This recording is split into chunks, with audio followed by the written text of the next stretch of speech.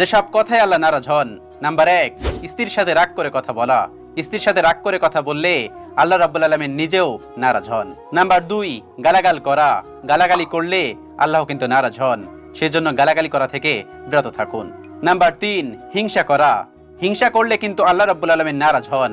কখনো মনের ভিতর হিংসা বিদ্বেষ পুষে রাখবেন না। হিংসা কিন্তু অনেক খারাপ জিনিস, মানুষকে ধ্বংস করে দিতে পারে, কারণ আল্লাহ রাব্বুল আলামিন কিন্তু হিংসা করলে নারাজ হন। নাম্বার 4, মা বাবার পরে কথা বলা।